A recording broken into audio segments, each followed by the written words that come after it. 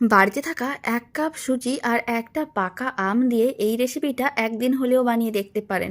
ছোট বড় যে কেউ খুবই পছন্দ করবে আর খেতেও ভীষণ ভালো হয়। প্রথমে একটা মিক্সির জার নিতে হবে। মিক্সির জারের মধ্যে নিতে হবে মেজারিং কাপের ১ কাপ সুজি।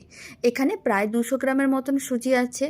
এবার সুজিটা আমি কিন্তু মেজারিং কাপের ১ কাপ মেপে নিয়েছি, তার জন্য আমি একটা পাকা আম নিয়েছি। আপনারা যে কোনো ধরনের পাকা আম নিতে পারেন। এখানে আমি হিমসাগর নিয়েছি।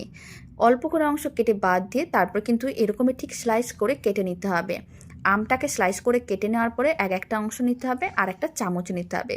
চামচের সাহায্যে এইভাবে কিন্তু খোসাটা বাদ দিয়ে পুরো পাকা আমের অংশগুলো তুলে নিতে হবে আর খোসাটা বাদ দিয়ে দিতে হবে। একইভাবে অন্য দিকেরও অংশটাকে এইভাবেই তুলে নিচ্ছি, মানে খোসাটা বাদ দিয়ে এরকম করেই তুলে নিতে হবে। সমস্ত আমটাকে তুলে নেওয়ার পরে মিক্সির জারের মধ্যে নিয়ে নিতে হবে। আর দিতে হবে মেজারিং কাপের ১ কাপের একটু কম, মানে ওই কাপের ৩ ভাগের মতন জল দিতে হবে। আর দিতে হবে হাফ কাপের মতন চিনি। চিনি কিন্তু খুব বেশি দেওয়া যাবে না, যেহেতু আম দিয়ে বানানো তাই চিনিটা হাফ কাপই দিলাম। অল্প করে একটু লবণ দিলাম। তারপরে মিক্সির জারের ঢাকনাটা বন্ধ করতে হবে। খুব ভালো করে পেস্ট করে নিতে হবে। খুব ভালো করে পেস্ট করা হয়ে গেছে। আপনারা দেখুন মিশ্রণটা ঠিক এরকম করেই রেডি করতে হবে। খুব বেশি ঘনও না, আবার খুব বেশি পাতলাও না। ঠিক এরকম করেই মিশ্রণটা রেডি করতে হবে।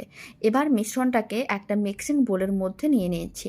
পুরো মিশ্রণটাকে একসঙ্গে নিয়ে নিলাম। এবার মিশ্রণটাকে আর একবার ভালো করে ফেটিয়ে নিতে হবে।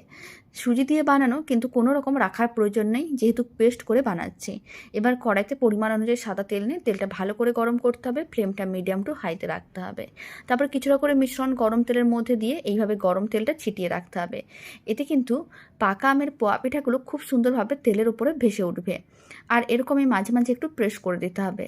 আপনারা দেখুন পোয়া পিঠাটা কিন্তু তেলের উপরে খুব সুন্দরভাবে ভেসে উঠছে আর বেশ গোল হয়ে ফুলেও যাচ্ছে। উল্টে পাল্টে দুদিকই হালকা লাল করে ভেজে নিতে হবে, তারপরে তুলে রেখে দিতে হবে। বাকি সমস্ত পাকা আমের পোয়া পিঠাগুলোকে একইভাবে ভেজে নিতে হবে।